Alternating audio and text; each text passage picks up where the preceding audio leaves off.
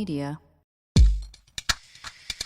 What's illegal? My U.S. invasions of several countries, actually, that have been happening recently, and also my entire life. I'm Robert Evans. This is Behind the Bastards, a podcast about bad people, the worst in all of history, several of whom are currently in the Trump administration, where they have recently orchestrated what is already ramping up to be a bloody war with Iran. We're covering what's happening in an ongoing basis on our daily news podcast. It could happen here. But, you know, that's not what we do over at Behind the Bastards. You know, we're not breaking news here. Our specialty is like pieces of shit. And that makes us, I think, well suited to talk about why is the Western world's relationship with Iran what it is? Like, how did all of this shit start? Like, what was going on that kind of led to the present situation? And if you want to tell that story, you have to start with the 1700s and the 1800s and the period of, like, particularly what's called the Great Game, which is, you know, kind of this thing that happens at the height of British and Russian imperialism. And you have to talk about the Shah, the very first Shah of Iran, because it's the Shahs of Iran that lead us to the current regime in Iran and that lead us to a lot of things about the current conflict and like why it's taken on the dimensions that it's taken on.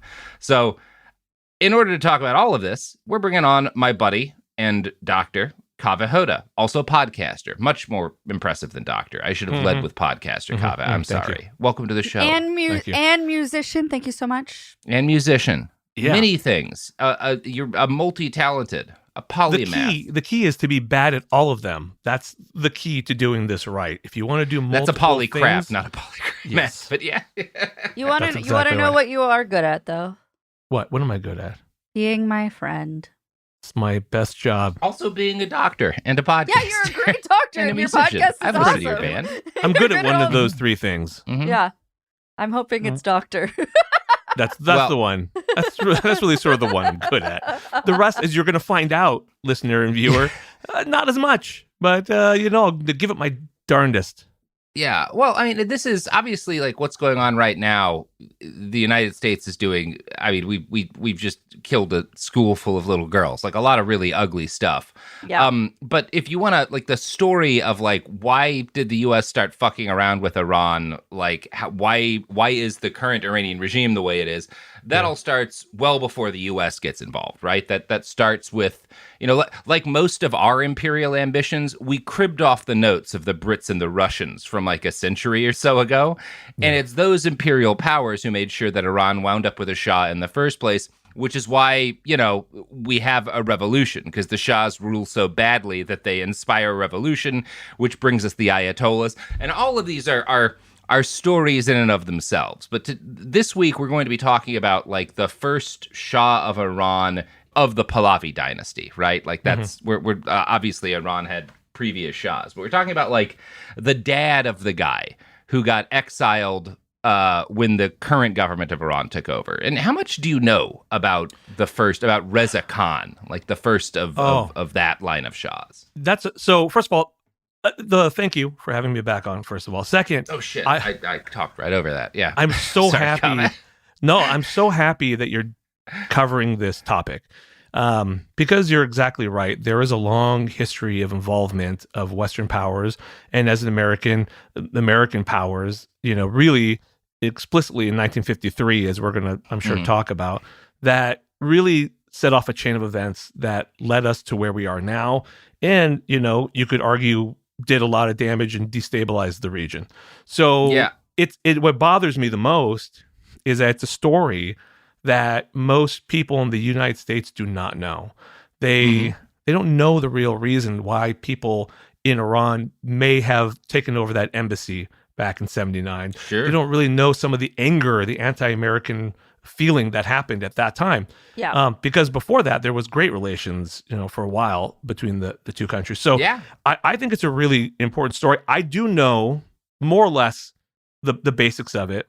I never was that interested in the Shahs because, like, I'm just, the concept of a monarchy just rubs me the wrong way in general. Seems like a bad idea. It seems like a terrible idea. I'm not into it. But there are these characters in there, which I'm sure we're going to talk about, like Mosaddegh, who are really interesting people. And there is a story here that really explains a lot about what's happening here. The Reza Khan, his son, Mohammad Reza Khan, and now his son, who's now a player in what's happening currently in the news, Reza Pahlavi. Yeah, from what, Maryland? I think is where he lives. Yeah.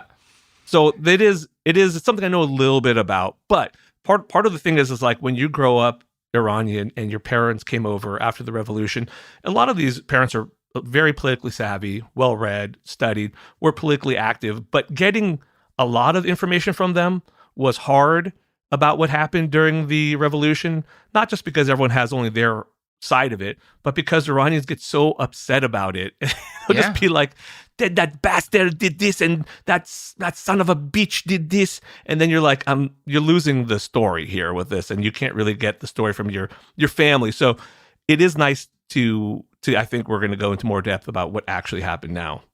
And I get that in part, I think, because if I got exiled and had to explain overseas, like a bunch of the different infighting around leftist movements, or like a bunch of the different right-wing grifters who got us here, I would probably just wind up cursing, like, after a while. Right. Just and this son of a bitch and this piece of shit. There's a lot of that. Yeah. Yeah, like you have to really work to be, and I want to clarify, we're not even getting past, we're only getting up to 1941 in these episodes. I wanted to do both Shahs at once, but there's so much behind how the British and the Russians like maneuver the situation that leads to this dynasty into being, and how the oil situation gets started that you have to really talk to. So we will come back and we will do the sequel to these episodes, which we'll talk more about Mosaddegh as well. We're going to talk about him some in these episodes. Yeah. But he's like becomes the prime minister, I think, at 51. So that's even a little past the era we're talking about. But this is really important because this is what starts like everything into motion that we're seeing, unfortunately, come to very like a very bloody head right now. Right. This is an iHeart podcast. Guaranteed human.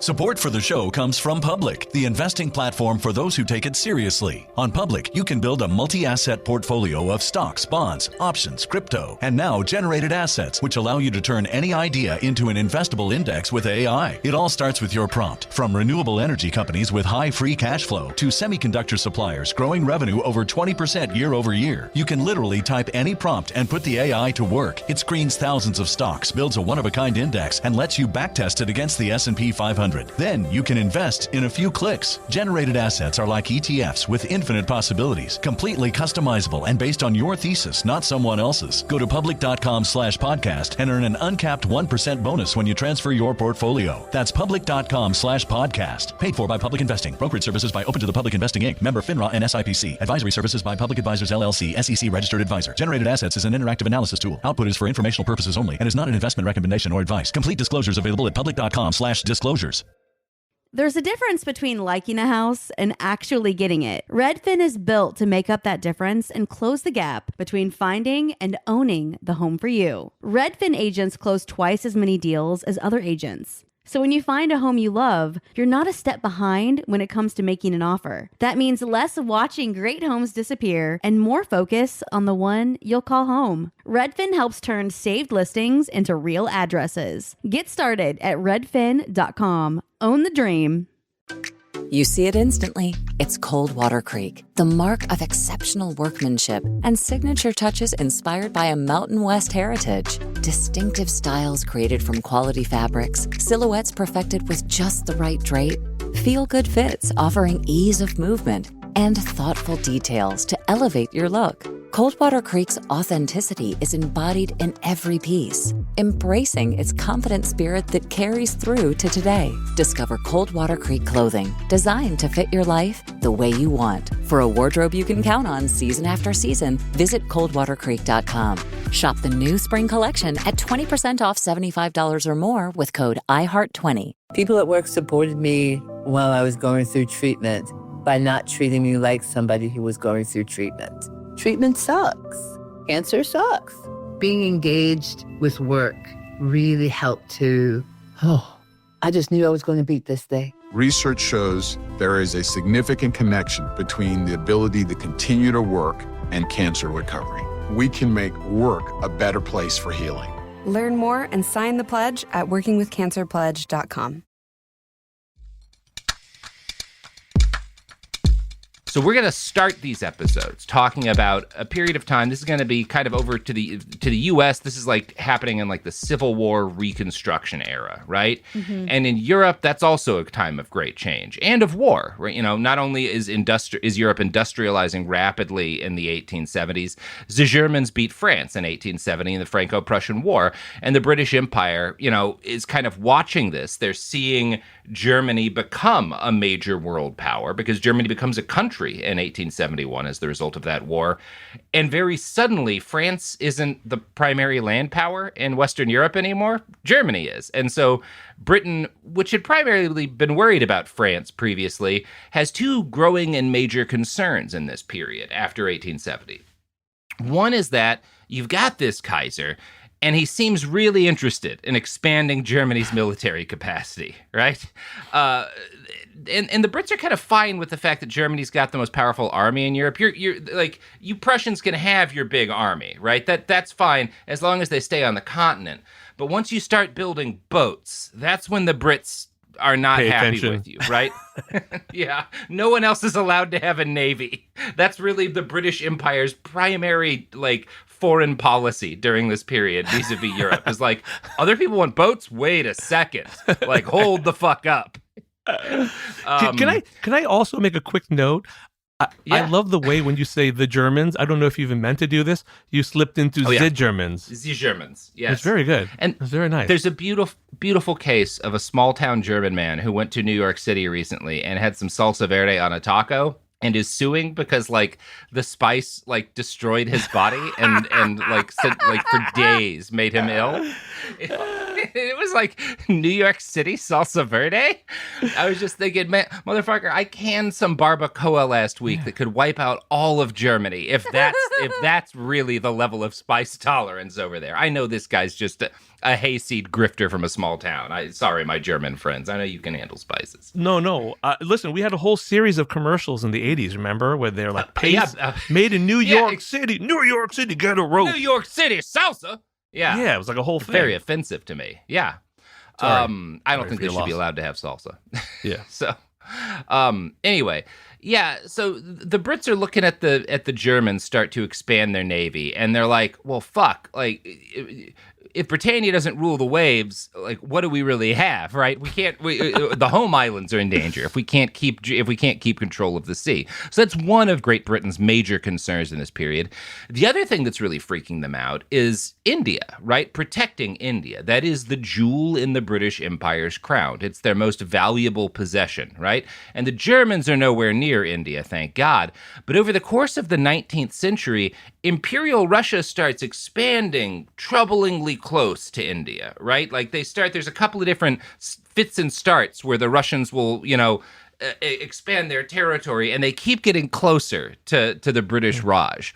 I want to quote from the article, A Very British Coup in the World Policy Journal by Shireen Brysick. Quote, the British watched nervously as the distance between the Russian Empire and India, 2,000 miles at the beginning of the 19th century, shrank so much that by century's end, as the Russian Empire expanded eastward at the amazing average of 55 square miles per day, as little as 20 miles separated the two empires in Central Asia's Pamirs. Squeezed between these expanding powers was Persia, described by George Nathan Curzon, one-time Viceroy of India and subsequent Foreign Secretary, as one of the pieces on a chessboard upon which is being played out a game for the domination of the world. We're real proud of being a pawn. Real proud of that one. Great. Thanks for calling us pieces on a chessboard. Fantastic.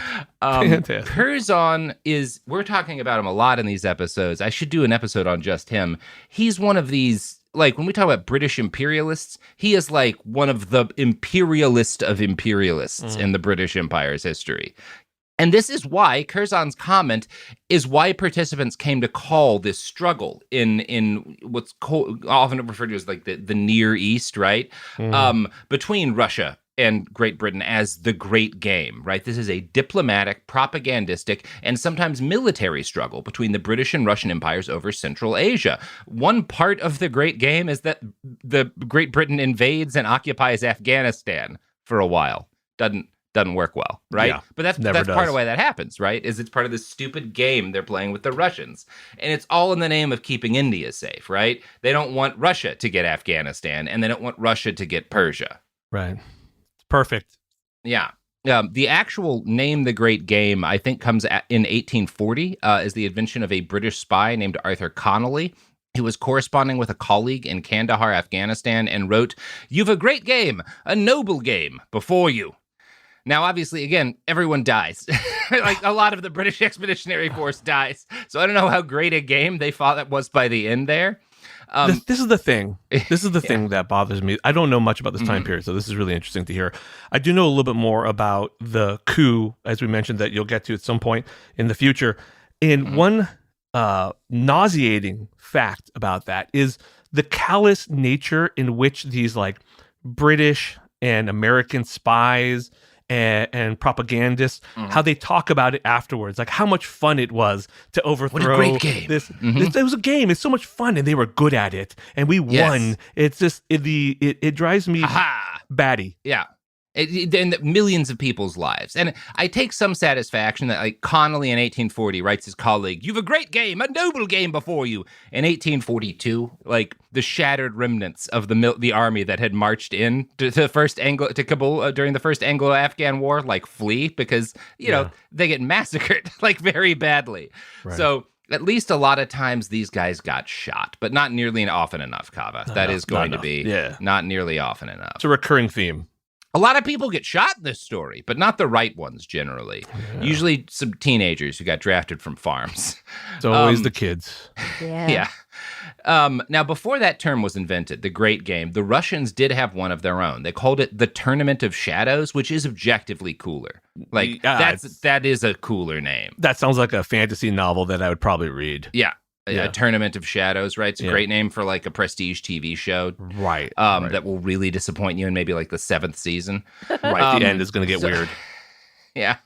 So for the British, again, the whole goal of this stupid game is to protect their territory in India. And the whole name of the game for the Russians was for the Tsar, each subsequent Tsar, to prove himself a good ruler. And the main thing you had to do as Tsar to be a good ruler is expand the borders of the empire. That's why people forget this because of how weak Russia seems entering World War I and is. But through the 1800s, again, 55 miles a day, the Russian Empire expands over the course of like years. It's crazy how fast you look at the size of the Russian Empire at its maximum extent, it's not that weird. So the Brits have a hard line of how close they want any European power to get to the Raj. And the Russians feel like we have to expand constantly. And ultimately, Persia winds up standing in between both empires. So in Persia, in 1785, you're going to help me with the pronunciation here. I think it's the Qajar dynasty or Qajar dynasty, Qajar. I think it's Qajar. Qajar. I think it's an actual J. I'm going to preface this by apologizing to how many of our actual Iranian listeners you have. That my Farsi is only nominally better than Robert's. I mean, it's better, bleak, but not as good as yours. And I'm sorry. I'm sorry. I was born in Indiana. You're lucky I speak English, much less Farsi. Yeah. So, so sorry. Yeah, the Qajar dynasty took power 1785, and they are the descendants of Turkoman from Central Asia, and aren't seen as authentically Persian by a lot of people, right? Like authentically, they're not seen as belonging in what's called Persia, right? Because there's a lot of different ethnic groups there. Now, because the first Qajar king doesn't have like a really solid hold on power, he decides he has to put on a show in order to convince everyone he belongs in the job, right? You know, a lot of people don't think I should be in Tehran at all. I have to really like make everyone believe I'm legitimately like God wants me here, right? Mm-hmm. And so this first Qajar king is Fath Ali Shah, and his nickname is the Super Procreant because he has a lot of kids. By the way, and just so if it's not obvious, the word Shah translates to like emperor, ruler, king, right, etc. Just in case people weren't aware of that. Yeah, somebody asked me that question like a few years ago, and I was like, that's what I mean. So just in case. And it often, in these names, it will come as like a last name, but that is his title, right? It's Fath Ali Shah is the Shah, right? Reza Khan will become Reza Shah, like when he becomes the Shah. And he gave the name Pahlavi. Because it was like I think it was like the ancient written script. Word for I think. Persian. Yeah, I think it was something like that. Yeah. And we'll talk about that because that's important to this. There's a lot of ethnic groups in Persia at the time, and he's only really, the Shah's only going to be really interested in one, right? And that's kind of a big part of like what occurs in his reign. Right. But so the first Qajar king is known as the super procreant because he's fucking constantly. And that's also why the throne of the Shahs of Iran gets its name, because it's called the Peacock Throne. Now, for an explanation of why it's called the Peacock Throne, I'm going to quote from Abbas Milani, the author of a book called The Shah. Here's how they describe it. That superb and barbarous divan of enamel and precious stones, with its arabesque designs wrought of 26,000 gems brought back from India as spoils of war. It uses bright red rubies, deep blue sapphires, and verdant green emeralds, and is flanked by 2 golden snakes, each peering from one side.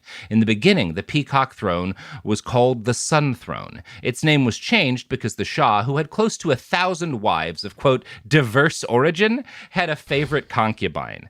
This concubine was named Tavu, and that name literally means peacock in Persian. And so this throne, the Sun Throne, they fuck on it the night they get married, and he starts calling it the Peacock Throne because he has sex with this lady whose name is Peacock on it. That's why it's the Peacock Throne.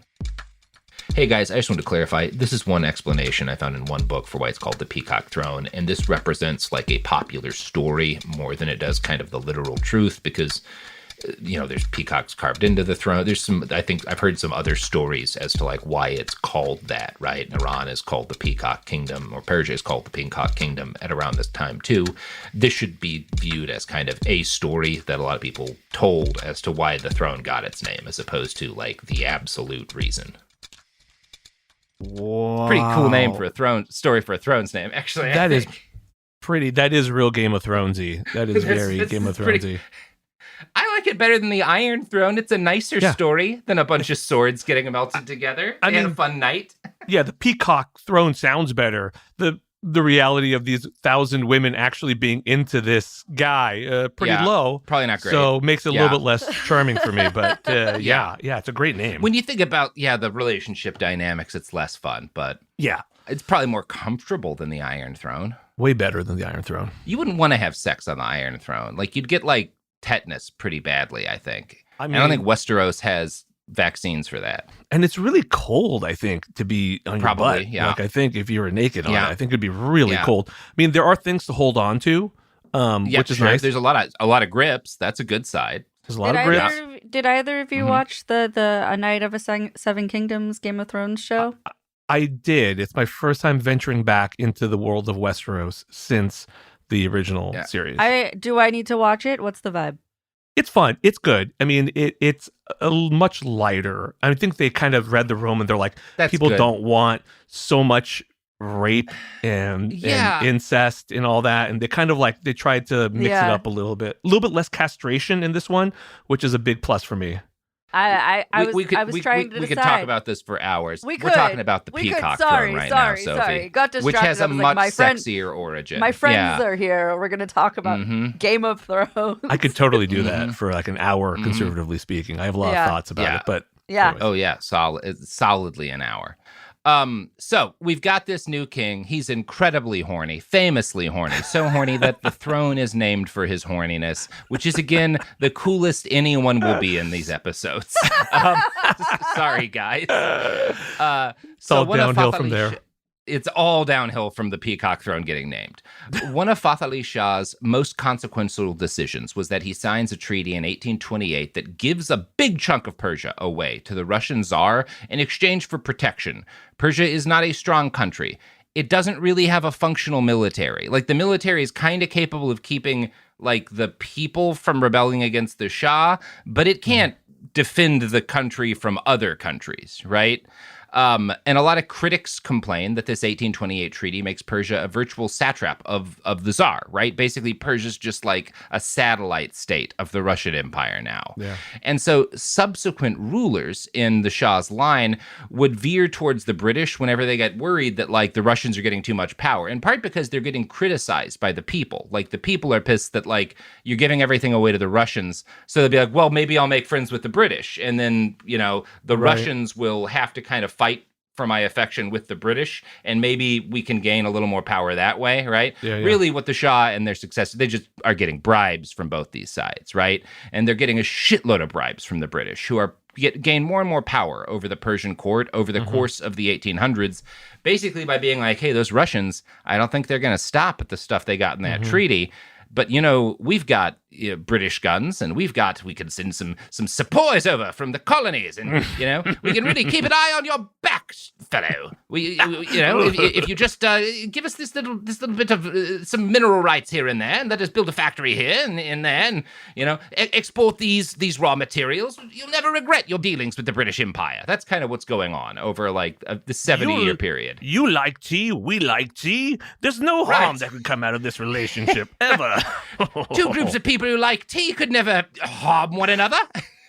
I will say, actually, fun fact, Iran is known famously for its tea consumption, like an insane amount of tea consumption. But we were the old school coffee. We used to be all about coffee. I blame the British for becoming a tea country, which is, in my mind, something I'm not proud of. I want to go back to us being a coffee country. I don't want to be a tea country. You must return. Oh, God, it really bothers me. I know. No, because the Syrians are really like kicking y'all's asses in the coffee department right now. Oh, no, we lost our coffee game a long time ago. Yeah. I know. Well, they have hipster coffee shops now in Iran. You can go to Iran, they'll do like the hipster latte sort of art and stuff. That's good. They have that. But I mean, it used to be like our thing, one of our things. Right. But. Yeah. So the situation going on between these British agents and these Russian agents all competing with these various Shahs is complicated by the fact that this isn't just a contest for influence between England and Russia. Within the British Empire, there are two sets of competing envoys that are in Persia and are fighting with each other, as well as with the Russians. One set of British envoys are answering to the Foreign Office back in London, and another set are sent by the government of the British Raj in Calcutta. And these guys, so they're like representing British India in Persia. And they have this huge office on the Gulf Coast in a place called Bushehr. And here's Shireen Brysak describing like the ministry from Calcutta. The government of India preferred a highly decentralized Persian regime. That means weak. So from the outset, successive residents, including Major Sir Percy Cox and Lieutenant Colonel A.T. Wilson, cultivated ties with nearby sheikdoms. Curzon, an eventual viceroy of India, visiting in 1889, spotted the Union Jack fluttering from the summit of the Residency flagstaff and wrote that it was no vain symbol of British ascendancy. The British resident is, to this hour, the umpire to whom all parties appeal. Having at his command an effective naval force, imposed at will, he may be entitled the uncrowned king of the Persian Gulf. So basically, Curzon realized that, like, because we've like we're running the show by 1889 in Persia. Outside of the areas the Russians have like literally taken over by treaty, we are governing the country in all but name because we have all of the weapons here, right? That's what he's bragging about. Yeah. So you do that. Do that really well, and it's weird. Like when you like get into that British character, it's not just the voice; it's the you can get that entitlement. Like I'm channeling my ancestors. You channel it. It's that's brilliant. Right. So well done. The Shah benefits from having a close relationship with Great Britain because British naval power is effectively his as long as he does whatever they asked, right? As one such envoy wrote of the Shah, quote, he and his prime minister were worried by the Russian threat to Persian independence. They believed or hoped that by giving the British a large economic stake in the country, they would become committed to defending that independence. Basically, if Great Britain feels like we're an important part of their security and economic apparatus, they won't let us get taken over by the Russians, right? Now, the Russians, meanwhile, are stoking unrest within Persia, often by bribing or otherwise encouraging Shia clergy to preach against foreign involvement. Basically, to be like, hey, these Brits are taking over your country, guys, and they're heathens, like, aren't you should be angrier about this. Why is the Shah letting them get away with that? Right. Yeah. So the Russians are operating a very effective propaganda. Like, it's propaganda, but it's also accurate. Great Britain is running things in Persia. That is pretty messed up. Now, the Russians also want to run things in Persia. They're not any like better people here, really. But like, this is how they're choosing to kind of like, it's actually kind of similar to what Iran does in Iraq when the U.S. invades with Shia clergy in like Baghdad, interestingly enough, where they're realizing like this group of people are particularly unhappy with the foreign power that's occupying the territory. So I'm going to like basically fund them to build support for insurrections and like rebel movements within the country. Yeah, we learned how to play the great game. We learned. Yeah, they're playing the great game. yeah, right. Unfortunately, it's never been that great a game, and always gets a lot more people killed than anything else. So these like Russian propaganda like instruments and whatnot within Persia, these attempts to stroke unrest within the clergy, succeed in getting the Shah to cancel a number of projects, including a railway project that he'd taken on that was supported by British interests. However, they failed to stop a British agent from creating the Imperial Bank of Persia. In fact, the Russians are so jealous of the British Imperial Bank that they create a bank of their own in Persia, subsidized by the Tsarist state, where the Imperial Bank was actually a functional banking institution that you could trust. That was the upside of it, is the British do know how to run a bank that doesn't like go bust every 10 seconds. The Russians are not as good about running like a legitimate bank. And the Russian Bank of Persia, its primary purpose is to bribe the Shah's top officials. Like, it's not a real bank for people to use. It's a bank to issue loans to members of the governments that they do what the Tsar wants them to do. So basically what you've got here is Great Britain's holding kind of the whole country hostage by running the bank that the people who have money use, and the Tsar is influencing shit within the country by using the bank that he's created to bribe government officials. So this is what we've got going on here. This is like where the sort of Archie being courted by Betty, I think, and Veronica, where these two people are fighting for Iran is like nice. This is like, so far, not so bad. But I also know that it gets worse and worse. So like right now, it's almost kind of cute. It's going to get worse than banks. Yeah. It's going to get a lot worse than banks. Yeah. Right. So Russia's fortunes in the area ebb and flow on a daily basis, and they depended largely on the attitude of the reigning Shah. For example, in 1879, Nasser al-Din, who's the Shah at the time, visited Tsar Alexander II in Russia. Alexander II, intent on staging a good show for his neighbor, ensured that the Shah was wowed by a mass presentation of Cossacks, the elite cavalry unit, who had... Cossacks, I mean, they're also like an ethnic group, right? But they're primarily known as like a military unit or a series of military units. They'd started out for a long time, had been enemies of the Tsar, right? Like Cossacks had fought the Tsars there'd been a rebellion not all that long ago, and they'd been converted over time into the Tsar's red right hand. And we're going to talk a little bit more about that, but first, my red right hand, these sponsors of our podcast.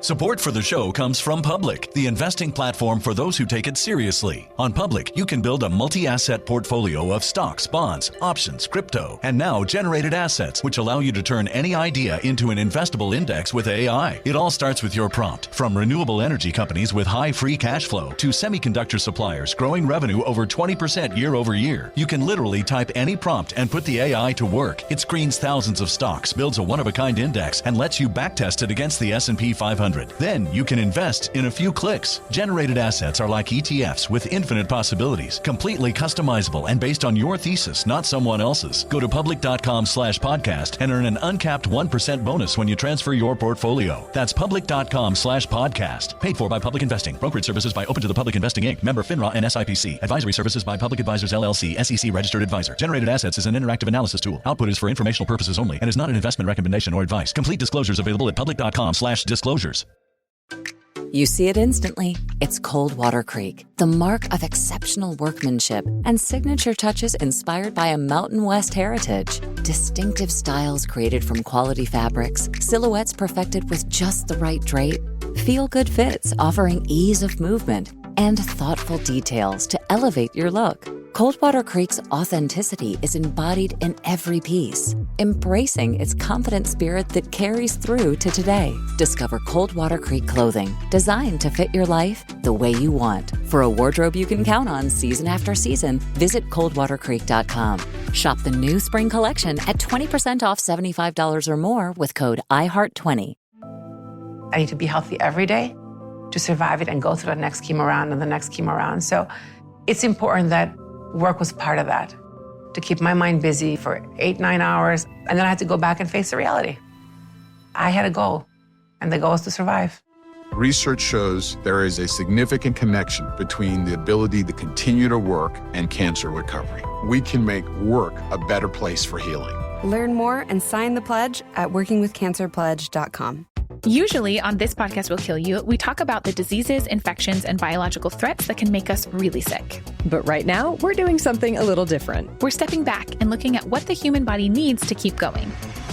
When you consider what we know about sleep in humans, there's one rule that comes out. We are predictably unpredictable sleepers. We're talking about why sleep works the way it does, why our bodies don't follow neat rules, and why modern life makes rest so hard to come by. The second half of our series takes us to the digestive system with a multi-part series on what happens after we eat. Okay, I just have to say that all of my favorite words apparently are digestive words. Sphincter, peristalsis, duodenum. It's fascinating, it's funny, and it matters so much more than you think. Episodes of our new series run from January 20th through February 17th, with new episodes every Tuesday on the Exactly Right Network. Listen to This Podcast Will Kill You as part of the Exactly Right Network on the iHeartRadio app, Apple Podcasts, or wherever you get your podcasts. And we're back. Yay. So I want to quote from an article in CNN World News about the evolution of the Cossacks within Russia. During the 14th, 15th, and 16th centuries, the Cossacks fought for the Russian crown in regional wars against the Russian people, garnering a reputation as the Tsar's henchmen. Acting on behalf of the Russian Empire, the Cossacks carried out pogroms or massacres of the Jews in 19th century Russia. So the Cossacks go from these people who were these like nomadic horse warriors and didn't want to be governed to the government being like, but what if we give you money in exchange for murdering anyone who stands up against the Tsar? And the Cossacks eventually are fine with this, right? And they do there's a lot of genocide done by the Cossacks on behalf of the Russian Empire in this period, right? Mm-hmm. Like these pogroms are very ugly. There's one that kills something like 1 million people in the 1800s, like 700,000 or something like that. Jesus. Pretty hideous stuff. Now, there had been a Cossack rebellion led by a dude named Pugachev in the late 18th century. And in general, any expert on Russian history would have told you that a powerful, autonomous cadre of warriors with zero accountability sometimes rebel against. It's not always a good idea for the government, right? To have like this group of warriors that you can't really tell what to do. Yeah, it seems like a bad idea. Right, and the Cossacks had always been a double-edged sword even for the Tsars, but Nasser al-Din, the Shah at the time, sees all these Russian Cossacks, and he's like, these guys look cool as hell, I want some Cossacks. And so he founds his own Persian Cossack Legion. This is kind of in the late 1800s. He founds the Persian Cossack Brigade. I had not known there were Persian Cossacks. I thought that was just like because like Cossacks are like from like Ukraine is where a lot of like Cossacks originate from. So the fact that there's a Persian Cossack Brigade is kind of wild. I had not known that. We will take any concept and then we'll take it to an extreme. That's sort of what we do as a people culturally. If you've been to Los Angeles, you'll see that. Yeah. But this Qajar dynasty, what's interesting about it is I know very little about it other than the way they are presented. The narrative is that they were just an incompetent, ridiculous group of like people who are only interested in procreating and wasting money on things. Yep. And Nasser al-Din is like the one name I recognize as like the epitome of that. Like this is the most wasteful, terrible dynasty that's saying something for all the other dynasties that have been around and went on.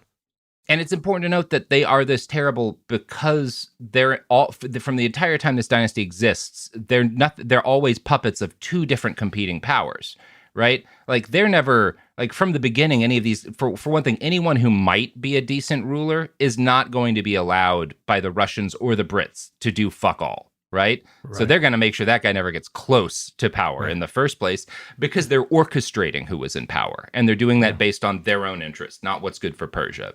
And it happens time and time again. This is the story. Yeah. This is how it's laid out from time thereon. Yeah. Yep. And obviously, like, these individual shahs and their officials suck too. These are all really corrupt, bad people. Right. But they're corrupt, bad people who are being bribed by someone. And that is completely dominating the course of politics in Persia during this period of time. And it's not entirely on the regime, right? Like these two foreign powers have a lot to do with it. Right.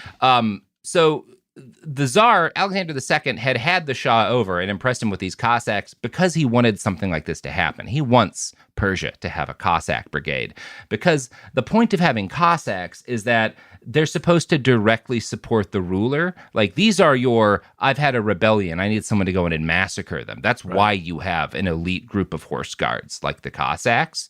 And so the Shah is buying these Cossacks thinking like, shit, this will help me anytime there's unrest. I'll be able to have these guys just murder my enemies. And Persia does in fact pay handsomely to equip, train, and maintain a brigade.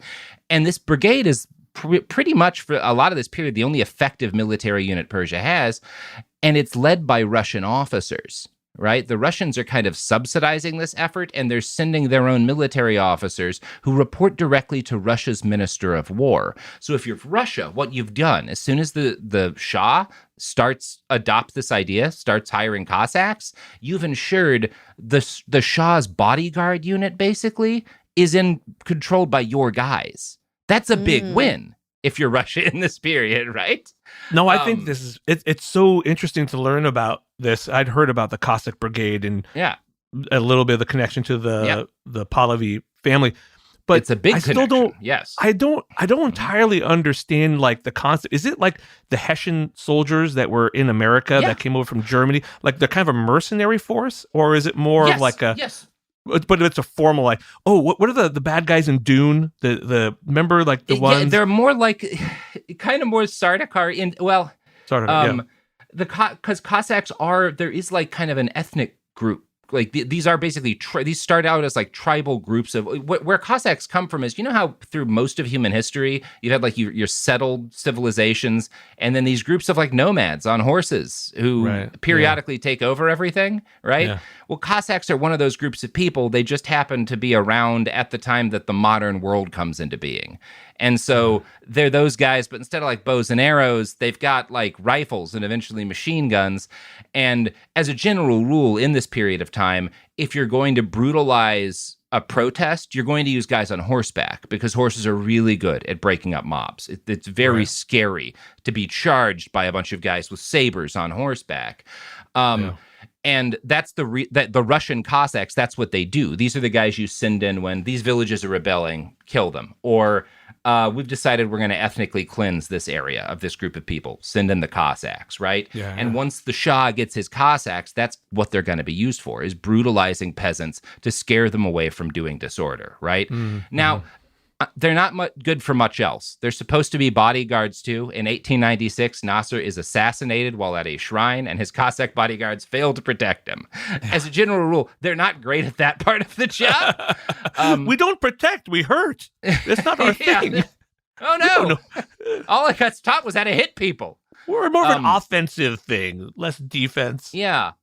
But once you've got these guys, you've got this unit of powerful horse guards that are close to the Shah, they're going to remain a powerful force in Persian politics, which by the turn of the century, once the 1900s start going, are in a chaotic place, to say the least. Shireen Brysack describes the country during this time as a playground of Russian and British spies. Tehran is very much the way Berlin is going to be during the height of the Cold War, right? It's this city where spooks from all over the world are coming and executing plots as part of these different great power games. And neither Russia or Great Britain trusted the local state security forces as far as they could throw them. So they brought in their own troops to protect their own agents in the country. country.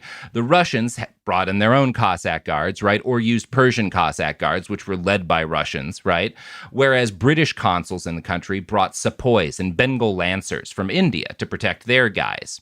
At the start of the 20th century, Russia and England had reached an accord, which Brysac writes was settled without informing, much less consulting, the leaders of Persia. They split the country up into 3 spheres of influence. The British control southeast Persia, Russia runs the north, and the southwest is like a neutral zone where they're both allowed to do like certain things as long as they don't like cross other certain lines. And again, no one asks anyone in the Persian government about this. They're not consulted. Their consent does not matter. Russia's chunk of Persia is most valuable during this period of time. They seem to get off better, like the best of this treaty, right? Because they get the chunk of Persia with the largest cities, including Tehran. But here's the thing. In 1901, when this agreement gets kind of inked, neither power is really interested in Persia's oil fields. There's not a lot that's known about them. We'd only really figured out there were oil deposits in southwest Persia in like 1892. That gets discovered thanks to the work of a French archaeologist whose findings are brought to this French guy who's digging for evidence of earlier societies, finds oil, and his findings get sent on to the Commissioner General of Persia, so an actual Persian government official. And this says a lot about who was bribing the Commissioner General of Persia. He goes straight to Sir Henry Drummond Wolff, who's a conservative parliamentarian in London. And he says, hey, we found oil in our country. I figured I'd go to London first. And Wolff introduces the Persian commissioner to a guy named William Knox D'Arcy. I assume he's an actual descendant of Mr. Darcy from Pride and Prejudice. Much less lovable. Honestly, he probably is. Because William Knox D'Arcy is a millionaire who'd gotten rich speculating on gold in Australia. He sounds like that guy's kid or something. Still blows my mind that Mr. Darcy is also Tom Wambsgans from Succession. Blows my mind. I don't know Succession. I don't know that show. But they're apparently doing a new Pride and Prejudice. And it looks like shit. I know women love Mr. Darcy, and I don't entirely understand why. Love Mr. Darcy. They love that scene where she brushes his hand and he twitches like crazy. Yeah. Big scene. So William Darcy gets introduced to the Persian commissioner, and this guy loves speculating. So he decides he's going to branch out in oil speculation as well. In 1901, he offers the rulers of Iran 20,000 British pounds and 16% of annual profits gained from exploiting their oil reserves. This draws little initial outrage within Persia, as regular people have a lot bigger fish to fry, right? And nobody's thinking about oil as a huge industry yet. It's 1901. The number of people who have used gasoline for anything is very small. The vast majority, it's horses or walking for most people, right? And trains are a thing, obviously. So, you've got this guy, Darcy, who gets involved, and he basically bribes the rulers of Iran with 20,000 pounds and a chunk of annual profits to exploit as much oil as he can find there. And nobody cares because oil's not worth all that much yet. In fact, Darcy nearly bankrupts himself, paying for the deal and trying to build the infrastructure to start taking Persian oil to market because there's nothing there. Nobody's been digging or nobody's been drilling or anything. He has to do all of that. From the ground up. It's very costly. And even a very rich dude like Darcy can't bankroll the project on his own. So he partners with a company called Burma Oil, which is, despite the name, based in Glasgow. And Burma Oil has the capital necessary to make Darcy's dreams a reality. So Darcy's now in business with this Glasgow-based company, and they're starting to build oil wells and whatnot and drill in Persia. And at the time, this is one of a bunch of innumerable deals by which Persia's natural resources are being sold off for the benefit of foreigners. This is not just happening with oil. Everything valuable in the country is being sold to Russia or Germany, right? That's the way it's working for everything. So regular people in the country know they're being fleeced. They are not unaware of that. There's actually because the press is starting to become an increasingly significant thing in this period of time, and literacy is fairly high in the cities, regular people are very aware that they're being robbed by both the British and the Russians, and that their leaders are selling the country out for what amounts to middling bribes. The current rulers, the dynasty, had their origins in a tribe of Turkoman warriors who'd served as the bulk of the Safavid military. And the Qajars had a Russian branch, which, again, because these are Turkoman people, this is all very complicated ethnic stuff, but the ruling dynasty in Persia at the time are Turkoman, which means they have Russian cousins who are nobility in the Russian Empire, which means the Shahs of Persia are related to the Tsar, which endears them to the Tsar, right? They're not directly related to the Tsar, but they're directly related to other royals within the Tsar's empire, right? And this, so that's part of why a lot of people don't trust them, right? Is they're both stooges of the British, and well, you're not really like, or at least a lot of Persians feel like you're not really Persian, you're more Russian, unlike you're much more aligned with the Russian government. So there's a lot of reasons why people are getting increasingly pissed off at their rulers at this period of time. They're selling off the entire country, and they're doing it as if they're agents of other countries, right? That's increasingly how this dynasty is seen. As Shahriar Kia wrote in an article for the National Council of Resistance on Iran, or NCRI, quote, "The Qajar crisis, influenced by Russia and Britain, had led Iran to financial ruin and a political crisis. They were weak against foreign influence and oppressive of citizens." So by 1905, people are sick. They are fed up with this shitty-ass dynasty. And the king is, because, Nasser had gotten assassinated, and his successor by this point is aging and ill. And there's enough unrest with elites in the capital that they form a parliament, right? There's this like national assembly formed in Persia called the Majlis as the result of a lot of work by a lot of different activists within the country, a lot of different like very brave people who want the government that the people of the country deserve, that will actually functionally govern and modernize the country and won't be taken advantage of as hideously as the Shah's regime had. And the Majlis draft a constitution, which was approved regretfully by the Shah right before he died. And the Shah's kind of in this position of like, if I don't approve this, it's allow this bit of democracy or have a rebellion, right? That's the dire situation he sees himself in. So once this parliament gets going and starts passing a constitution, the Russians are like, well, we can't have this. These guys aren't working for our best interest. They're working for their own best interest. That's not great. So they immediately set to work pushing their allies in the Shia clergy to sabotage this new experiment in functional self-governance. Historian Ruhollah Ramazani writes that they, quote, destroyed the foundations of this new government twice in about 4 years, right? So the Majlis keep trying to install functional parliamentary governments, and these clerics and other agents of the Russians that are working within Persian society keep sabotaging these efforts because they don't want this to happen. And this is the same thing. This is the same thing that happens with the National Front later. Yep. The same sort of dynamics they use to play against the more secular elements, the religious elements. They use them the same exact manner. God, just in such an easy playbook. It's always it's so it's really frustrating when you lay it all out like this. So in 1908, Russian interests install a new Shah on the throne, Muhammad Ali Shah, and he celebrates his newfound power by imprisoning his own prime minister, who had been semi-democratically elected by the Majlis. Per Shireen Breisak's article, with a loan underwritten by the Russian bank and with his own crown jewels as security, the Shah hired rioters to storm the Majlis. When the assembly successfully resisted, the Russian-officered Persian Cossack Brigade moved rapidly to dissolve parliament and to impose martial law. The Cossacks shelled the parliament building, igniting a blaze that destroyed its records and killed 8 people. The Russian commander proclaimed himself military governor of Tehran. That's fucking nuts. So the new Shah hires rioters, and the parliament fights off the rioters. So they have to blow up the building with RT. It's fucking nuts. That's insane. And obviously very sad. Yeah.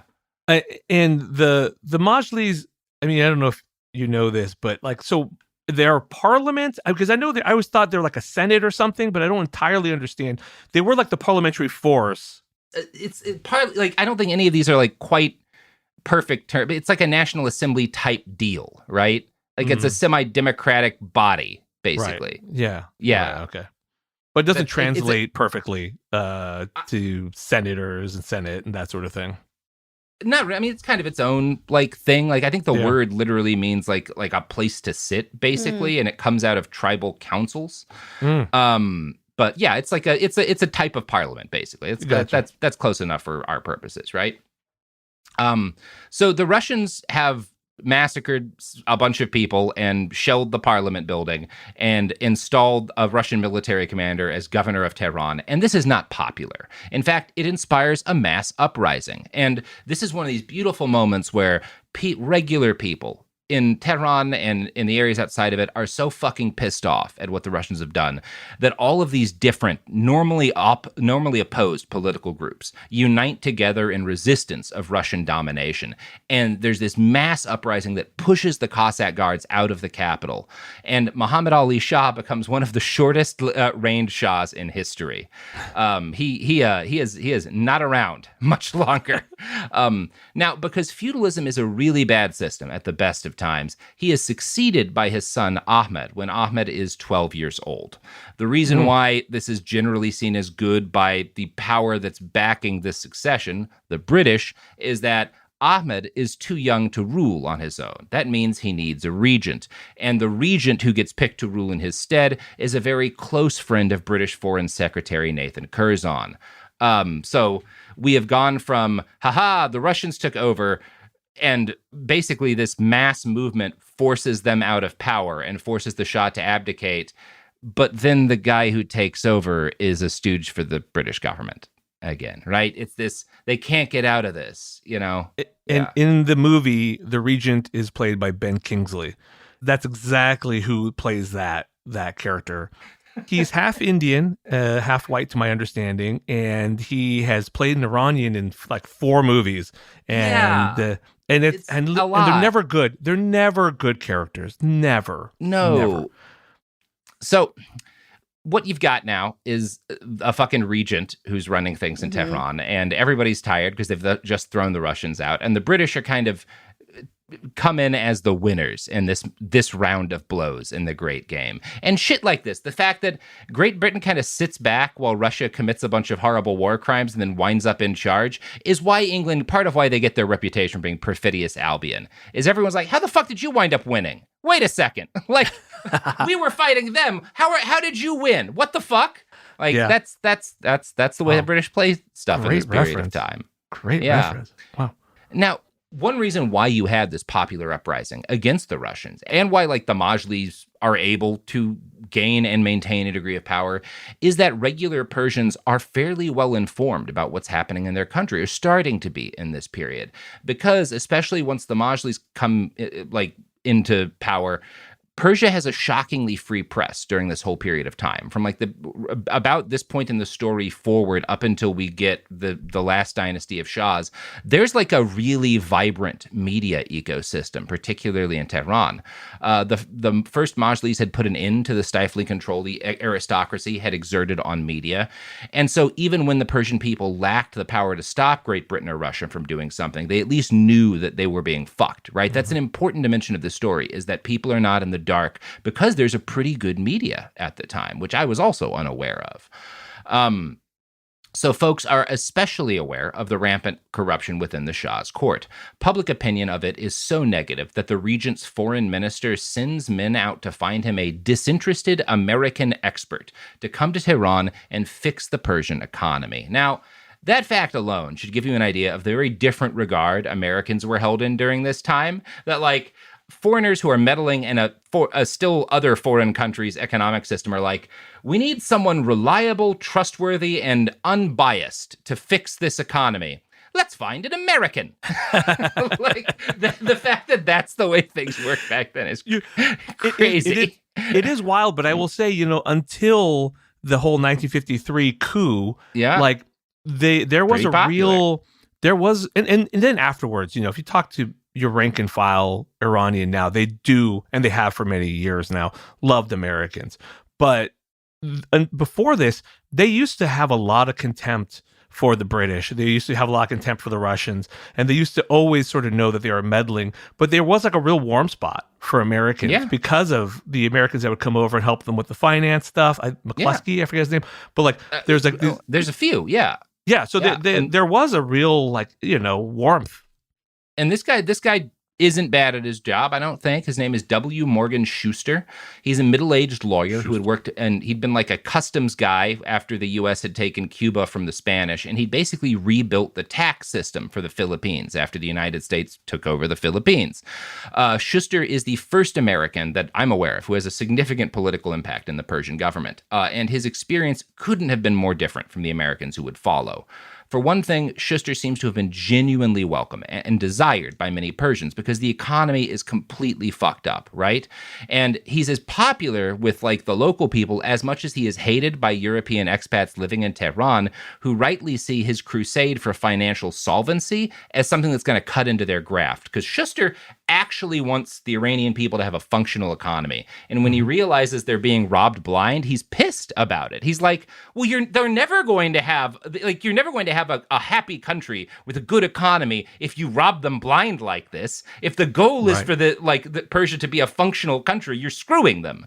In 1911, Schuster, who's now the Treasury Secretary, sparks outrage with the Russians when he confiscates the home of the former Shah's brother, who was a Russian citizen. Schuster was in the right by any rational observation. The exiled Shah's brother had not been paying taxes for years, but the British and the Russians file formal complaints against this guy with the Majlis, who ignore the complaint to their peril. The Tsar sends his army in, and he shells Tehran, killing many pro-independence liberals and clergy members. They shell the capital and kill a bunch of people because this guy Schuster takes one dude's house for not paying taxes. My God. The Russian army also shells Shia holy sites, as the British look on but avoid direct intervention themselves. On Christmas Day, 1911, Schuster is forced to leave Persia. He goes back to the United States and he writes a book called The Strangling of Persia, which is all about how European powers are robbing the country blind and murdering any chance of it having a functional government. Like he, as far as I can tell, he seems to genuinely be like offended on behalf of the Persian people. Yeah. And in this whole story of all these terrible people, like there's not a lot of heroes, but there were a couple there's early. A couple nice guys. Yeah, there was a couple. They tried. Yeah, right. They at the end of the day, most of them couldn't affect things in a positive way, but there were a couple of Americans that did try to do the right thing. They tried to do the right thing, like the Spike Lee movie. And you know what else is like a Spike Lee movie? It's probably, and I'm a good test taker. I learned that in medical school. Probably the ads and services that are going to be presented in these commercials. Bingo bango. Support for the show comes from Public, the investing platform for those who take it seriously. On Public, you can build a multi-asset portfolio of stocks, bonds, options, crypto, and now generated assets, which allow you to turn any idea into an investable index with AI. It all starts with your prompt. From renewable energy companies with high free cash flow to semiconductor suppliers growing revenue over 20% year over year, you can literally type any prompt and put the AI to work. It screens thousands of stocks, builds a one-of-a-kind index, and lets you backtest it against the S&P 500. Then you can invest in a few clicks. Generated assets are like ETFs with infinite possibilities, completely customizable and based on your thesis, not someone else's. Go to public.com/podcast and earn an uncapped 1% bonus when you transfer your portfolio. That's public.com/podcast. Paid for by Public Investing. Brokerage services by Open to the Public Investing Inc. Member FINRA and SIPC. Advisory services by Public Advisors LLC, SEC registered advisor. Generated assets is an interactive analysis tool. Output is for informational purposes only and is not an investment recommendation or advice. Complete disclosures available at public.com/disclosures. You see it instantly. It's Coldwater Creek, the mark of exceptional workmanship and signature touches inspired by a Mountain West heritage. Distinctive styles created from quality fabrics, silhouettes perfected with just the right drape, feel-good fits offering ease of movement, and thoughtful details to elevate your look. Coldwater Creek's authenticity is embodied in every piece, embracing its confident spirit that carries through to today. Discover Coldwater Creek clothing, designed to fit your life the way you want. For a wardrobe you can count on season after season, visit coldwatercreek.com. Shop the new spring collection at 20% off $75 or more with code IHEART20. I need to be healthy every day to survive it and go through the next chemo round and the next chemo round. So it's important that work was part of that, to keep my mind busy for 8-9 hours. And then I had to go back and face the reality. I had a goal, and the goal is to survive. Research shows there is a significant connection between the ability to continue to work and cancer recovery. We can make work a better place for healing. Learn more and sign the pledge at workingwithcancerpledge.com. Usually on This Podcast Will Kill You, we talk about the diseases, infections, and biological threats that can make us really sick. But right now, we're doing something a little different. We're stepping back and looking at what the human body needs to keep going. When you consider what we know about sleep in humans, there's one rule that comes out. We are predictably unpredictable sleepers. We're talking about why sleep works the way it does, why our bodies don't follow neat rules, and why modern life makes rest so hard to come by. The second half of our series takes us to the digestive system with a multi-part series on what happens after we eat. Okay, I just have to say that all of my favorite words apparently are digestive words. Sphincter, peristalsis, duodenum. It's fascinating, it's funny, and it matters so much more than you think. Episodes of our new series run from January 20th through February 17th, with new episodes every Tuesday on the Exactly Right Network. Listen to This Podcast Will Kill You as part of the Exactly Right Network on the iHeartRadio app, Apple Podcasts, or wherever you get your podcasts. And we're back. So, while all this is going on, and while Persia is both finding itself split between British and Russian influence and fighting for its own autonomy, a boy was born and starts growing into a man. His name was Reza Khan Mirpanji, and he came into the world on March 15th, 1878, in a town called Alasht in the province of Mazandaran.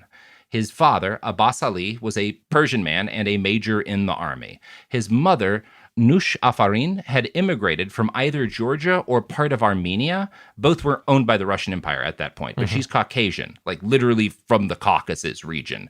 Right. We don't know exactly where she's from because paperwork isn't anybody's strong suit. But Reza from the beginning is like an example of how mixed Persia is at this point in time, right? He is himself mixed, and that's interesting because he is not going to govern in that way. Reza's dad is a war hero, but he's the kind of war hero who dies when his son is 8 months old. After this, Nush moves the family to Tehran to live with her brother. When she remarries in 1879, Reza's a year old, and she abandons him to start a new family and leaves her firstborn son in the care of her uncle. This is not a wildly uncommon thing for a lot of people to do at the time all over the world. I've read a bunch of stories like this, but it is pretty fucked up, right? Yep. Yeah. She's basically like, I got to try with a new family, kid. Sorry, here's an uncle, hopefully he'll take care of you. That explains a lot. Yeah. Oh, my goodness. Not great. Now, from what little detail we get about his early life, we can conclude that Reza's family saw him as an opportunity to increase their fortunes and little else. In 1882, his uncle sent him off to live with a family friend who was a rare Persian officer in the Cossack Brigade. This helped him get entrance to the Cossack Brigade when he's, not an adult. It's unclear exactly how old Reza is when he joins the military. I've heard both 14 and 16, and either is really plausible. You can get a hint of why by looking at this 1909 photo of a unit from the brigade, and look at the differing ages of those soldiers. Because one of those, there's like really a bunch small. That's a there's child. some guys clearly in like their 50s, and there's like a 9-year-old. And there's a few people who look like they're kids. That's an actual child. A straight up boy. Yeah. That 9-year-old, though, seems to have medals, which is pretty cool. There's a story there I'd like to hear. That 9-year-old has killed a lot of men. Right. He's seen some things. He's a hard 9. So Reza was illiterate as a young man. He had basically no formal education, and his first job in the Cossacks was as a stable boy. He was, however, tall and handsome and extremely charismatic. He is very good at making the right friends, which assures that he eventually rises to have a cushy job guarding the Dutch consul general. He does fight in a couple wars. He's a good soldier. He's particularly good with a machine gun, and he becomes like his unit's machine gunner. They call him Machine Gun Reza. That's his nickname, which is pretty cool. Got a Wu-Tang Clan sort of vibe to it, so right. That works. He rose rapidly through the ranks, and by the 19-teens, he's one of the highest-ranking officers in the Cossack Brigade.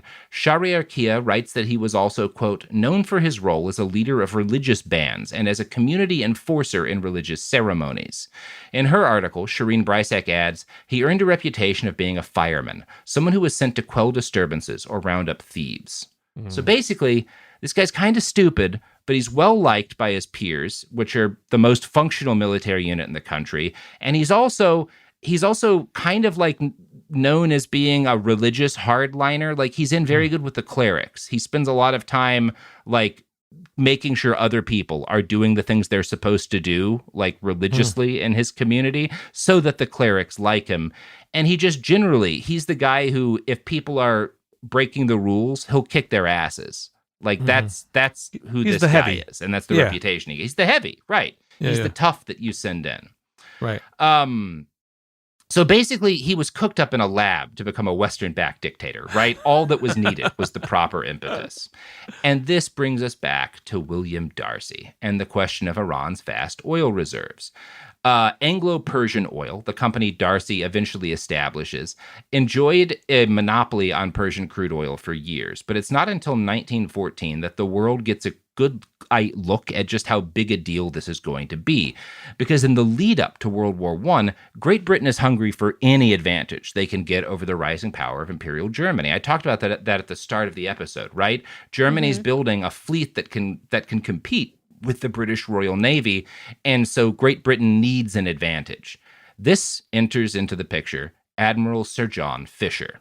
He was described by the press and in his time as Britain's primary naval oil maniac. This means he was the first admiral with power in Britain to be like, we should switch to oil from coal, right? That's a good idea to become an oil-based navy. There's benefits to doing this, right? Your ships can go further on oil than they can on coal without needing to refuel. They can go faster. There's a number of like logistical benefits to eventually doing this, but it's a hideous cost. When you're thinking of moving the whole navy over, you're spending a shitload of money, and there's not a lot of oil exploitation yet, right? Either. So Great Britain doesn't necessarily have a ton of oil to exploit. Darcy seeks out and befriends the admiral in 1903 at a Bohemian spa where Fisher engaged in his main pleasure outside of being an oil maniac, which was dancing. So Darcy basically is that code for something, or is it legitimately dancing? I think he's just a dancer, and I think Darcy befriends him dancing at this spa, and they become buddies. Yeah, straight buddies, I'm sure. I've been to a lot of spas. Don't remember anything about dancing. Just saying. A lot of dancing at spas. They were different back then. So let's be real. That sounds pretty fun. Like a spa where you just like relax in the hot tub and then dance. A dance spa. I think that's what Dirty Dancing is pretty much about. That's a really good point. Honestly. Yeah, you're totally right. It's a dance spa. Yeah. It's a dance spa. So there's a dirty dancing scenario, right? That's very integral to this story. And he had the time of his life. Yeah, he had the time of his life. And this is Darcy, and I'm sorry, who is a person again that he is courting here? Admiral Fisher. Yeah, Admiral Fisher. Admiral Fisher, the oil maniac. Yeah, and in 1904, after he and Darcy become friends, Fisher becomes the first Sea Lord, which is a real job in the British military hierarchy. Oil maniac to Sea Lord, that's not bad. That's right, he's the first Sea Lord. That's great. Which I thought was a job for Aquaman, but okay. I was thinking L. Ron Hubbard. Sea Commander. Yeah. So Fisher keeps on talking up this idea. And by 1911 or so, Winston Churchill has come around. And Churchill is like, we need to switch the Navy over to oil, right? And so Darcy has, by 1911, successfully gotten this idea that primarily financially benefits him because he bought access to all of Persia's oil into the halls of British power. In 1914, the House of Commons supports a proposal to switch the Navy over to oil. Per an article in the Fair Observer, the goal was to ensure energy security for Great Britain, where the Royal Navy switched from coal to oil to compete against the fast-rising German Navy.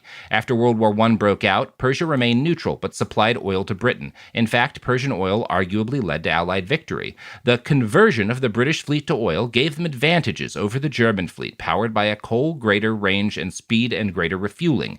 In keeping with their imperial tradition, Britain paid a pittance to Persia for oil. So that's fucked. It plays a role in their victory. I wouldn't say it led to it, but it's certainly not an insignificant factor in the efficacy of the British fleet, the fact that they've switched over to oil. And again, Great Britain is fucking Persia. They're bribing the Shah, but the Persian people are getting very little for their resources. Yeah. Again, a pattern that will play out many for times. a long time. This is fucked up, but the real fuckery is still to come. During the war, World War I, Persian territory is a battleground between Ottoman forces and Russian and British forces, right? And Russian and British are on the same side this time. So they go from competing to being on the same side, but they're fighting the Ottomans in parts of Persia, right? Now, the realities of the war massively disrupt agriculture in Persia because farmers are constantly having dudes fight over their fields and shell them, so they can't grow as much food. And also, you have three different armies in the area. They're not growing their own food. They're confiscating it from the people who live there to feed their own soldiers. So people in Persia start to starve in huge numbers, as Zahra Edalati and Majid Imani write in an article for Third World Quarterly. Ain ol Sultana, a well-known Iranian chronicler, wrote in a newspaper entry of 19th April 1917 that famine and hunger prevail in all parts of Iran. Muslims and people of all faiths are dying. In Qum, in the center of Iran, currently 50 die each day. In Hamadan, 30,000 have registered as destitute. In this heart-rending description, he further stated that people in Tehran were taking sheep's blood from the slaughterhouse to feed themselves and their children. In fact, several Iranian newspaper reports in 1917 to 1919 highlighted the occupying forces' attempts to seize food and grains and block people's access to food. So no one really debates that what happens next is a human-engineered, or at least a human-influenced famine, right? Is this intentional, or is this just a byproduct of armies being armies, right? There's debate over that. But it's caused by the fact that these foreign forces are in the country, right? Now, there is a huge debate as to who is more at fault. Given the similarities between the Great Persian Famine and the Bengal Famine of 1943, a lot of people understandably blame the British. From that same paper, quote, highlighting the role of the occupying powers in the Great Persian Famine, some scholars have pointed to the issue of oil capitalism during the 20th century. The financial policies adopted by Britain, for instance, their refusal to pay oil revenues to Iran in the middle of the Great Persian Famine, indicates their lack of concern for Iran's starving people. For the occupying powers, Iran was mainly a strategic military asset. The dominant consequence was a lack of access to food among large parts of the population, and what Amartya Sen called entitlement failure. Thus, besides natural factors, pandemics, socio-historical context, and the incapability of the central government, the Great Persian Famine was also caused by the occupying forces that pursued the war at the expense of the lives of many Iranians.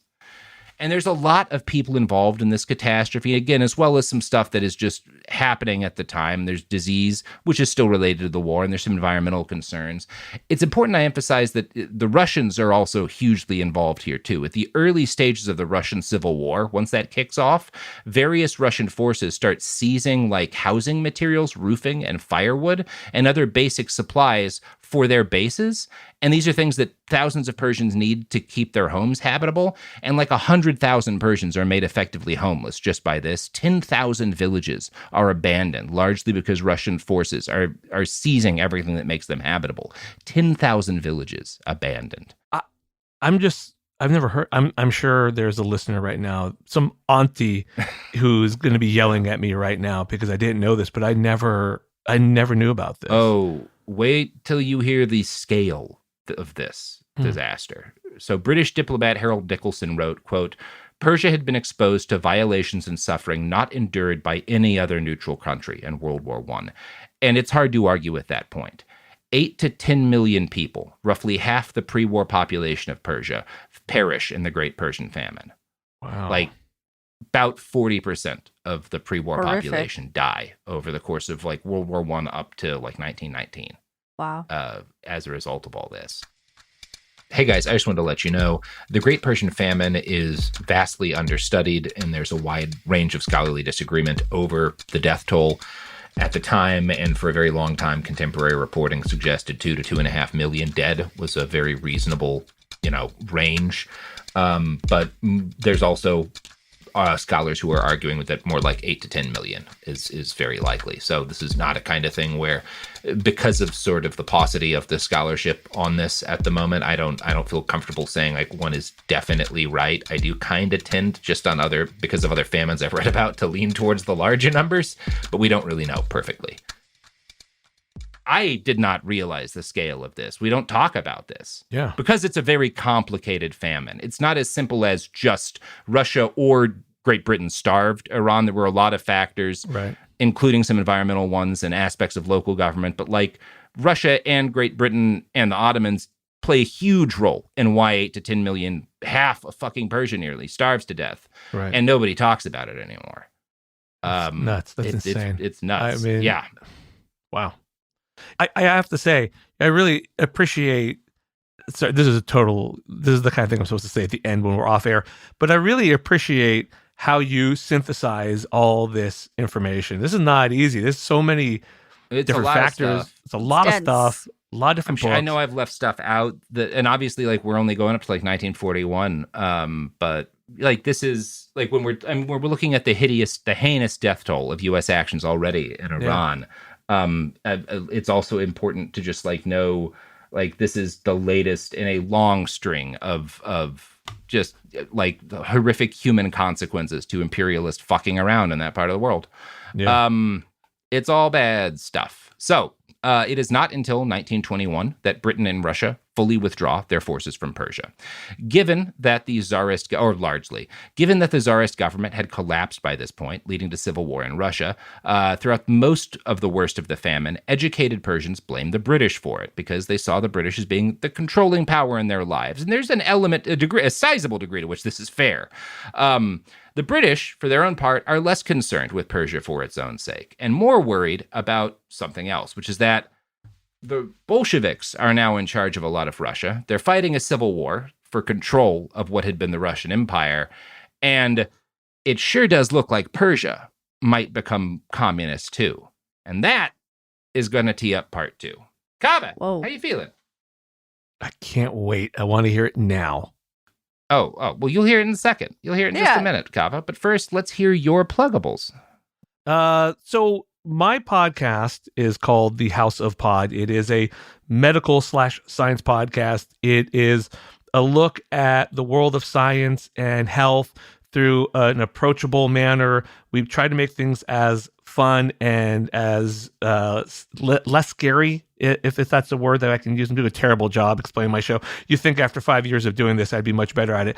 I'm not. Nah. But the show is actually fun. If you like this show, you're going to like the podcast, The House of Pod, because we also take a look at medical grifters and we look at all kinds of different medical malarkey that's out there, try and present you the science in a way that is, I think, honest and nuanced and clear. So I think you will enjoy it. You should listen to it. And you will hear some episodes with both of these lovely people on that podcast, The House of Pod. You can find it anywhere you find podcasts. Hooray. Excellent. Well, listen to The House of Pod and, do something nice in your own house. Or not. I don't control your life. Neither do you, probably. We're all... Do any of us? Are we all just flotsam floating through cosmic debris? Yes. Goodbye. Maybe, but I'm definitely in control here. Bye. Behind the Bastards is a production of Cool Zone Media. For more from Cool Zone Media, visit our website, coolzonemedia.com, or check us out on the iHeartRadio app, Apple Podcasts, or wherever you get your podcasts. Full video episodes of Behind the Bastards are now streaming on Netflix, dropping every Tuesday and Thursday. Hit Remind Me on Netflix so you don't miss an episode. For clips and our older episode catalog, continue to subscribe to our YouTube channel, youtube.com/@BehindTheBastards. We love about 40% of you, statistically speaking. You see it instantly. It's Coldwater Creek, the mark of exceptional workmanship and signature touches inspired by a Mountain West heritage. Distinctive styles created from quality fabrics, silhouettes perfected with just the right drape, feel-good fits offering ease of movement, and thoughtful details to elevate your look. Coldwater Creek's authenticity is embodied in every piece, embracing its confident spirit that carries through to today. Discover Coldwater Creek clothing, designed to fit your life the way you want. For a wardrobe you can count on season after season, visit coldwatercreek.com. Shop the new spring collection at 20% off $75 or more with code IHEART20. A BetterHelp ad. International Women's Day is this March, and it's a chance to celebrate women in all their brilliance. The leaders, the caregivers, the problem solvers, the hype friends, the quiet forces, the how-do-you-do-it-all types. Answer: with a lot of strength and usually very little rest. Therapy can be one way to support the incredible work you already do. A space just for you to reflect, reset, and reconnect with what fuels you. Your goals, your boundaries, your joy. BetterHelp makes starting therapy simple by matching you with a qualified therapist based on your needs and preferences. No pressure, no guesswork. And if your first match isn't quite right, you can switch anytime. Here's to celebrating women and giving yourself support along the way. Visit BetterHelp.com for 10% off. That's BetterHelp.com. I think when you're diagnosed with cancer, you crave a semblance of normalcy and control, and so work allowed me to be me. So I think it's really important that companies stay flexible. Cancer and a diagnosis can be all-consuming, but it doesn't have to be. Research shows there is a significant connection between the ability to continue to work and cancer recovery. We can make work a better place for healing. Learn more and sign the pledge at workingwithcancerpledge.com. Peace to the planet, Charlemagne the God here, and listen, we are back. The Black Effect Podcast Festival is back in Atlanta on April 25th at Pullman Yard. Yeah. And the full lineup is nuts. We got the Grits and Eggs podcast, Deontay Kyle and Big Ice Cup Cat. We got Club 520 with Jeff Teague and the gang. Yeah. Don't Call Me White Girl. Mona will be there. Keep It Positive, Sweetie with Crystal Renee. We got Reality with the King with Carlos King. And yes, Drink Champs will be in the building. Okay. Plus, you know we're going to have a lot of guests, so you need to join us. And we got the Black Effect Marketplace, the Picture Podcast, and everything you expect from the Black Effect Podcast Festival. Tickets are on sale right now. Go get yours at blackeffect.com/podcast festival. Don't play yourself, okay? Pull up. This is an iHeart podcast. Guaranteed Human.